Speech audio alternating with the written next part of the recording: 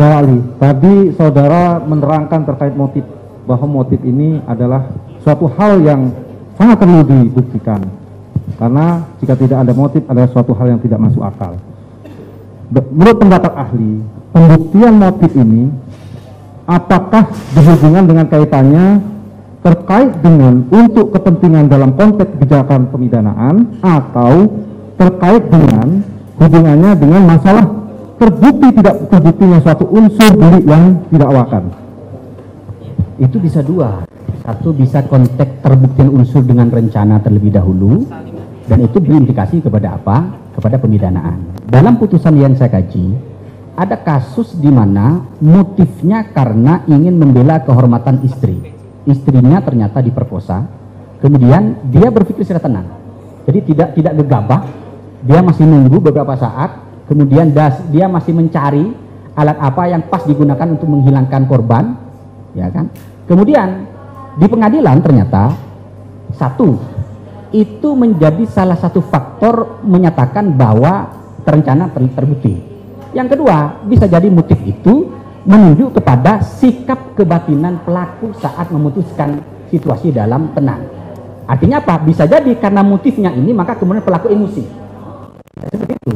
Gimana cara menunjukkan? Silakan datangkan ahlinya. Apa perkataan ahli psikologi terkait itu? Itu yang pertama. Yang kedua, karena seperti itu motifnya, maka kemudian hakim dalam putusannya itu dijadikan sebagai faktor yang memperingan pidana. Itu ada putusannya 2011. Ya. Itu ada dua itu. Menjadi hal-hal yang memperingan pidana. Baik. Dalam suatu kasus, ya kan? Ada juga kemungkinan bahwa seseorang pelaku itu tidak mau mengungkapkan motif karena sebagaimana pendapat ahli tadi itu dapat memperberat atau memperingan sehingga dia menyembunyikan motif yang sebenarnya, ya kan? Nah, tetapi di dalam perencanaan, syarat-syarat perencanaan yang sebagaimana telah saudara ahli jelaskan tadi ada beberapa poin. Dia memutuskan kehendak dengan tenang, terus kemudian dia mengetahui akibat yang akan dilakukan, yang timbul dari yang akan dilakukan, dan seterusnya. Nah, jika kemudian dia menutupi motif tersebut, tetapi syarat-syarat perencanaan itu terpenuhi, bagaimana menurut pendapat ahli? Pertama, kalau misalnya pelakunya menutup motif, kan bisa dicari alat bukti yang lain. Apakah ada alat bukti yang lain yang menjelaskan bahwa memang meskipun pelaku menutupi motif, tapi ahli menjelaskan motifnya ini, ya kan? Kemudian nanti dilihat apakah dari keterangan ahli tadi motifnya ini, kemudian dilihat apakah dengan motif itu kemudian pelaku masih berpikir secara tenang. Kalau ternyata masih berpikir secara tenang, itu perencanaan.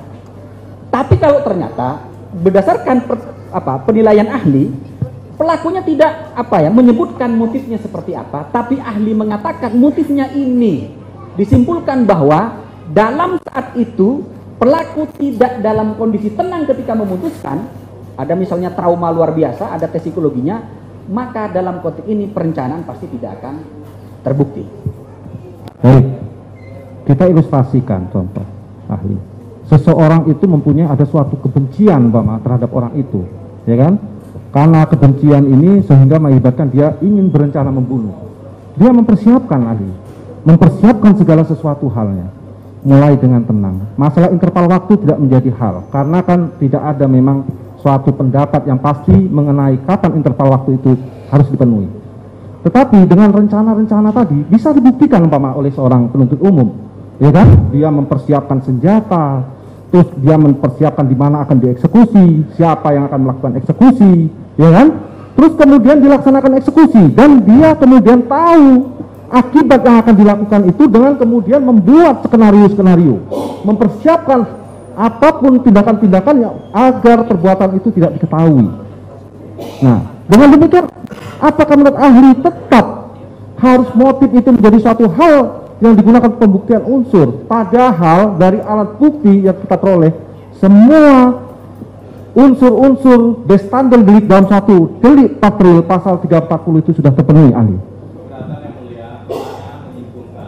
Tidak, kan saya menanyakan, apakah pendapat ahli bagaimana? Ya, silakan dijawab, biar nanti majelis yang akan menilai. Baik, majelis, mempersiapkan alat itu tidak identik dengan merencanakan.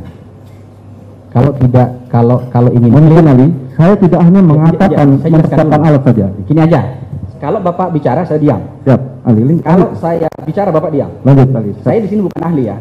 Saya bukan saksi, saya ahli, sehingga saya tidak berkepentingan dengan perkara ini ya. Baik. Jadi kita saling menghormati aja. Kalau saya bicara Bapak diam, semuanya diam. Kecuali misalnya majelis mengatakan ini. Oke. Silakan Ali. Tapi kalau Bapak yang berbicara, saya akan diam. Biar kita fair saja. Oke. Prof. Andi Hamzah mengatakan mempersiapkan alat itu tidak identik dengan merencanakan. Kenapa? Karena bisa jadi orang itu mempersiapkan alat, tapi situasi batinnya tidak dalam situasi tenang. Maka merencanakan sesuatu pasti dalam konteks pasal 340 harus dalam kondisi kejiwaan yang tenang. Maka kalau misalnya bagaimana kalau motif tidak dibuktikan? Oke. Kalau itu diikuti, apakah ada alat bukti yang lain yang bisa menjelaskan bahwa memang kondisi pelaku baik saat memutuskan kehendak, ada jeda waktu, ada perasaan tenang enggak? Dan alat bukti itu harus confirm satu dengan yang lain. Kalau ada satu alat bukti yang dia confirm, berarti itu meragukan. Misalnya begini, saksi mengatakan, enggak Pak, itu dia biasa-biasa saja. Tapi ahli mengatakan berdasarkan psikologi, enggak, dia psikologinya dalam kondisi apa? Tidak tenang, ada trauma. Berarti ada alat bukti yang saling tidak confirm. Maka sulit disimpulkan bahwa terjadi perencanaan dalam konteks ini. Itulah kenapa kemudian perencanaan itu harus didukung oleh alat bukti yang memadai, baik saat memutuskan kehendak, ada jeda waktu, kemudian ada pelaksanaan. Baik ahli, yang saya tanyakan tadi adalah pada ahli, ini apabila ada kesempurnaan terkait dengan syarat-syarat yang sudah ahli sebutkan tadi, saya tidak hanya mengatakan membatasi pada alat, tapi semua, artinya syarat-syarat daripada unsur persanaan itu kembali, interval waktu, kehendak, dan timbul akibat yang dia ketahui. Nah, tapi kemudian ada kesulitan untuk membuktikan motif. Tapi semua unsur di dalam bestandel delik dan pasal 340 itu bisa dibuktikan, ya kan? Apakah ini kemudian menurut pendapat ahli tetap menjadi tidak bisa dibuktikan dalam perkara ini? Dalam putusan pengadilan itu ada dua majelis. Satu, ada yang mengatakan motif wajib dibuktikan karena itu berkaitan dengan keputusan kehendak dalam susunan. Meskipun seperti itu, ada beberapa putusan yang dalam perkara itu motifnya tidak jelas. Tidak jelas. Itulah kenapa kemudian karena tidak jelas, yang saya baca itu hakim tidak menyimpulkan adanya perencanaan. Kenapa? Yang dibuktikan adalah dia ternyata tidak dalam situasi tenang. Jadi di sini motif itu berkorelasi dengan ketenangan kejiwaan pelaku baik saat memutuskan, ada jeda maupun dalam pelaksanaan. Tetapi dalam perkara-perkara tertentu seharusnya, ini saya bicara tentang yang normatif, ya harus ada didatakan ahli yang bisa memastikan apa motif pelaku melakukan kejahatan. Yang kedua, apa alat bukti yang bisa menjelaskan bahwa kondisi kejiwaan pelaku adalah dalam situasi tenang. Jadi harus ada di situ dan harus saling confirm satu dengan yang lain. Itu aja dari saya. Jadi ketegasan ahli ya. Apakah kemudian dengan dia tidak menyembunyikan suatu motif ya? Apakah menurut pendapat ahli ini menjadi bagian juga bahwa tidak bisa membuktikan ketenangan tadi? Bisa saja ahli, ya kan, dia sembunyikan motif, tetapi kemudian dia melakukan itu dengan ada ketenangan, gitu loh. Karena dia menyembunyikan motif agar, ya tadi salah satu syarat bagaimana supaya ada memperingan hukuman, gitu. Nah, atau dia membohongi motif yang diucapkan. Nah, itulah. Jadi ketenangan dengan motif, ya kan, apa korelasi yang harus diinikan ahli? Bisa dijelaskan yang dimaksud membohongi motif seperti apa? Umpama dia mengungkapkan motif yang tidak sebenarnya, ya kan? Dia mengungkapkan motif yang tidak sebenarnya. Karena kalau dia ungkapkan motif yang sebenarnya, ini juga akan memperberat. Bagaimana sudah dijelaskan? Tadi bukan hanya terdakwa, lewat alat bukti yang lain motif itu diungkapkan. Tadi ya, sudah ini kan saya tidak bercipta fakta, saya hanya bicara tentang bagaimana suatu kondisi-kondisi tertentu dalam konteks teori. Itu ya. Biarkan saksi biarkan ahli menjawab, nanti majelis yang menilai. Baik. Seharusnya ini didatangkan ahli psikologinya, harusnya gitu. Jadi karena begini loh, saya kasih ilustrasi begini. Ada pelaku itu dia memiliki hubungan yang sangat unik dengan orang tertentu. Misalnya istri saya. Ini majelis ini unik. Makanya ini perlu dikonfirm ke ahli psikologinya. Saya misalnya begini, tidak mungkin istri saya akan mengatakan misalnya saya diperkosa. Saya nggak mungkin majelis. Ini unik. Kenapa unik? Karena itu individu berbeda-beda. Ya kan? Tidak mungkin. Kenapa? Karena saya percaya 1000% kepada istri saya misalnya. Maka misalnya gini, kenapa Bapak tidak rasional, harus menimbang? Ini konteksnya sangat spesifik. Oleh karena itu maka perlu ada ahli lain yang bisa menjelaskan itu. Siapa yang menjelaskan? Ahli yang berkompeten. Saya tidak bisa menjelaskan pertanyaan Bapak karena itu terkait dengan kejiwaan. Nanti saya bisa sesat saya. Jadi tinggal ini aja Pak, biar clear. Apakah ada ahli psikologinya? Saya mohon maaf majelis, saya belum pernah lihat live sidang ini. Saya belum pernah majelis. Saya belum pernah. Terima kasih ahli. Nah, sebagaimana dengan pendakwaan kami terkait dengan delik-delik yang kami dakwakan dalam suatu pasal. Dalam hal ini adalah delik material pasal 340. Nah, apakah dalam pembuktian suatu motif itu diperlukan juga adanya alat-alat bukti berkesesuaian dengan pasal 183 dan 84 KUHP tadi? Harus didukung dengan 2 alat bukti juga. Saya tadi kan membatasi ketika merencanakan itu kan pasti ada memutuskan kehendak dalam situasi tenang. Disitulah pentingnya motif dibuktikan. Tapi untuk delik material kan tidak semua seperti itu rumusan deliknya. Ya, jadi saya membatasi yang mulia bahwa dalam konteks memutuskan kehendak dalam situasi tenang, disitulah motivasi pelaku muncul dan harus diungkap di persidangan. Harus diungkap. Harus diungkap. Dengan Siapa yang menjelaskan? Bukan saya nggak ahli masalah itu. Tapi saya bisa memahami bahwa di dalam bukunya Pak Lamintang itu dia mengatakan pasal 340 itu adalah pasal terutama perencanaan itu kondisi kejiwaan pelaku. Maka mutlak di situ ada pembuktian dari ahli psikologi. Kenapa ahli hukum nggak bisa? Tetap dengan 2 alat bukti dan keyakinan majelis. Oke, baik. Kami ganti pertanyaan yang lain. Ahli. Dalam suatu delik material, ya kan, sebagaimana kami dakwakan dalam 340 dan 338. Bagaimana kita melihat suatu teori kesengajaan ya dalam bentuk will and written, bahwa seseorang itu menghendaki dan kemudian dia mengetahui, ya kan, terhadap perbuatan dan timbulnya suatu akibat. Kami minta penjelasan ahli. Jadi tahu kalau perbuatan itu dilarang, tahu kalau timbulnya akibat itu juga dilarang. Itu kan will and written ya. Nah, itu kan di MPT-nya. Tapi dalam konteks perencanaan ya tetap sama. Jadi semua literatur yang saya baca itu syaratnya majelis 3. Memutuskan kehendak dalam situs tenang, ada jangka waktu, kemudian pelaksanaan. Tinggal nanti kondisi kejiwaan itu harus ada ahli yang bisa menjelaskan. Kalau saya jelas tidak bisa. Tetap harus ada kondisi kejiwaan. Iya. Baik. Tadi ahli menerangkan bahwa terkait dengan teori turut serta, ya kan? Tadi ahli mengklasifikasikan tipologi pelaku turut serta itu bahwa ada juga pelaku yang sama-sama menjadi peserta, ya kan? Ada juga pelaku yang tidak memenuhi seluruh unsur. Ada pelaku yang memenuhi seluruh unsur. Semua pelaku memenuhi seluruh unsur dan ada pelaku yang salah satu memenuhi seluruh unsur dan yang lainnya adalah sebagai pendukung pemenuhan daripada bagian unsur.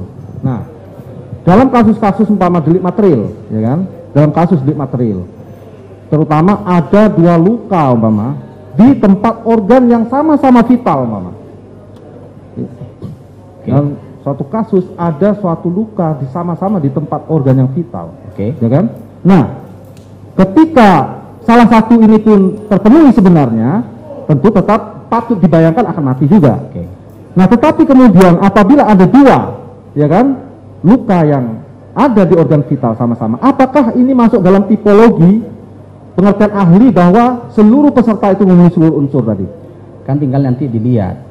Kalau ada 2 peluru yang masuk, kan ada penjelasan ahlinya. Peluru mana yang menjadi sebab paling kontributif di dalam timbulnya kematian korban? Itu nanti yang diikuti. Ya, kenapa? Karena tidak mungkin orang mati 2 kali, tidak mungkin. Pasti ada satu penyebab yang itu akan menjadi faktor kontributif bagi timbulnya akibat yang dilarang. Maka gimana caranya? Gimana ahlinya? Ahlinya bicara apa? Oh, ahlinya adalah misalnya yang menyebabkan kematian, misalnya ya, yang di perut. Maka tinggal lihat, ini pelurunya siapa? Oke. Yang kedua misalnya yang menimbulkan kematian yang di dada. Maka ini pelurunya siapa? Atau misalnya yang menimbulkan kematian misalnya di leher. Maka pelurunya siapa? Nah, uji balistik menjadi penting di situ. Tinggal kita, apakah kita akan mengikuti itu atau tidak. Tapi itu bukti ilmiah. Bukti ilmiah, saya hanya berikan kerangka teoritisnya tentang bagaimana membuktikan akibat yang dilarang pada delik-delik material. Ya, apakah yang sebagaimana menurut ahli tadi, jadi apa yang saya gambarkan tadi, apakah bisa masuk dalam tipologi ahli tadi maksud saya? Kalau turut serta, ya, turut serta yang memenuhi seluruh unsur maksud saya. Kalau dua, saya tidak bisa menjelaskan bahwa dua-duanya harus memenuhi unsur, tinggal dilihat keterangan ahlinya seperti apa. Oh gitu. Karena keterangan saya pasti berdasarkan keterangan ahli. Ahli mengatakan bahwa yang menimbulkan kematian bagi timbulnya apa? Yang merupakan sebab utama timbulnya kematian yang di perut.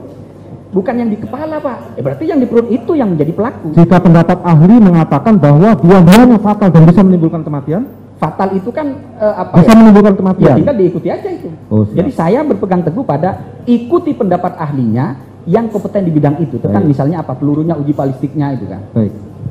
Terkait dengan teori kausalitas ahli. Nah, mungkin kami butuh butuh apa pencerahan dari ahli yang lebih mengetahui daripada kami. Kita belajar aja, Pak. Kita belajar Pak. Sebelumnya ahli ini jadi teori kausalitas. Udahlah kita belajar majelis, mohon maaf ini saya tidak akan menggurui, kita belajar sampai teori kausalitas dihubungkan dengan motif, ya kan? Terus kemudian dihubungkan dengan perencanaan dan kemudian dihubungkan dengan pelaksanaan. Jadi begini ahli, belum selesai ahli. Ketika ada suatu kasus itu terdapat motif tertentu, terus kemudian motif itu disampaikan kepada seseorang, ya kan? Terus orang yang menyampaikan motif ini juga menjadi orang yang punya kepentingan terhadap suatu perbuatan yang akan dilakukan ke depan, dan kemudian direspon oleh orang yang diberitahu, ya kan? Dan sama-sama lah kemudian dari orang-orang yang ada di dalam lingkungan itu mempersiapkan segala hal, ya kan? Dan kemudian dari segala persiapan ini yang kemudian memungkinkan terlaksananya perbuatan itu dengan lancar. Nah, apakah dilihat dari teori kausalitas, umpama teori yang nanti adekuati teori umpama, bahwa semua syarat ada sebab timbulnya akibat, apakah semua ini bisa menjadi sebab-sebabnya? Saya mengatakan bahwa teori kondisi itu tidak boleh digunakan lagi karena dia akan menimbulkan ketidakadilan. Di mana letak tidak adilnya? Semua perbuatan yang sekedar menjadi syarat itu disamakan dengan perbuatan yang sudah menjadi sebab. Sehingga apa? Pelaku yang melakukan perbuatan sebagai syarat dengan sebab itu sama masuk penjara. Itu tidak adil. Saya kasih contoh ya. Dalam kasus Habib Rizik itu kan, itu kan timbulnya kenaikan COVID itu dalam putusan hakim, dalam jaksanya juga. Itu karena ada kenaikan tingkat orang yang mengalami positif, tapi itu di daerah DKI Jakarta, bukan di lokasi kejahatan. Nah ya kan, itu kan menjadi apa? Itu menjadi tidak clear. Harusnya apa? Harus ada hubungan kausal. Orang ini katakanlah ya positif COVID karena perbuatan Habib Rizik, tapi di situ enggak, ya. Ahlinya mengatakan kami tidak punya data yang di Petamburan, kami punya data di DKI, walaupun kami menjelaskan ya ini tidak bisa confirm bahwa naiknya tingkat COVID di Petamburan karena perbuatan Habib Rizik. Itu yang saya katakan bahwa kemudian hakim mempunyai teori kondisial. Ya, kalau mau firm, kalau mau konsisten dengan teori itu, semua orang yang membantu Habib Rizik datang ke Indonesia masuk penjara semua dia. Semua orang yang ratusan ribu itu loh nunggu di bandara, dia menjadi apa? Menjadi perbuatan sebagai syarat. Karena tanpa itu tidak mungkin terjadi COVID kan? Artinya apa? Harus masuk penjara kalau mengikuti teori ini. Maka kemudian teori von Bury ini harus ditinggalkan. Kenapa? Dia logis tapi tidak adil. Hukum itu logis tapi harus adil. Maka apa? Gunakanlah teori yang mengindividualisir. Kalau dalam konteks timbulnya kematian, apa penjelasan ahli terkait dengan ini? Bukan ahli hukum. Misalnya apa? Ada korban mati. Matinya karena apa? Karena diracun. Racun apa? Racun arsenik misalnya. Cyanida. Siapa yang menaruh? Kapan ditaruh? Itu kan ada penjelasan ilmiahnya. Itu kemudian disimpulkan bahwa timbulnya akibat karena perbuatan ini. Kalau perbuatannya A, siapa A ini? A adalah Pak Mahrus, maka saya sebagai pelakunya. Jadi motif itu konteksnya adalah niat dan sengaja, Pak, bukan kausalitas. Orang itu ketika dia motif pasti berniat. Setelah punya niat baru dia sengaja. Prof. Mulyatno mengatakan niat itu tidak sama dengan sengaja. Kenapa? Karena sejahat apapun niat tidak boleh dilarang. Karena masih di sini. Niat itu baru bisa menjadi sengaja ketika diwujudkan dalam bentuk perbuatan yang dilarang. Apa? Ditusuk. Apa? Ditembak. Apa? Diracun. Itu indikatornya. Baik. Tapi kemudian apakah kemudian ya dari setiap peran-peran yang saya gambarkan tadi, ya kan, dari mulai motif, menyampaikan ini sampai kemudian terwujudnya suatu delik tadi, ini hubungan dengan pasal 55 adalah merupakan bagian daripada pembagian peran, ya kan, dalam konteks pemenuhan seluruh unsur-unsur sehingga tercapainya delik. Oke. Misalnya begini, saya kasih contoh ada 5 yang terlibat. A, B, C, D, E. Kalau ingin konteksnya beda-beda terus serta, kelima orang ini harus sepakat sebelumnya. Kelima harus sepakat. 1, 2, 3 harus firm sepakat untuk menghilangkan nyawa saya. Ya, sepakat. Baru kemudian setelah sepakat ada pembagian peran. Jadi pembagian peran itu disengaja, bukan karena kebetulan, bukan karena insidentil. Misalnya apa? Gimana caranya Pak Mahrus akan meninggal? Ya sudahlah, kamu ikat tangannya, saya kakinya, saya ininya. Itu yang namanya kerjasama yang sudah dikehendaki. Itulah namanya double offset. Kalau dia hanya ada di situ, ya kan, tapi sebetulnya dia tidak ada meeting of mind, itu bukan turut serta, Pak. Itu hanya peristiwa insidental aja. Artinya apa? Tidak bisa dia kena apa turut serta, nggak bisa. Baik, masalah terkait dengan fakta mungkin kami akan menyimpulkan masing-masing ahli. Tapi kami terima kasih bahwa telah diberikan pandangan pendapat ahli tadi. Ya, setidaknya kami menganggap bahwa pendapat-pendapat yang ahli berikan sangat mendukung pembuktian kami. Mungkin rekan kami ada yang melanjutkan. Terima kasih sudah nonton. Jangan lupa like, subscribe, dan share ya.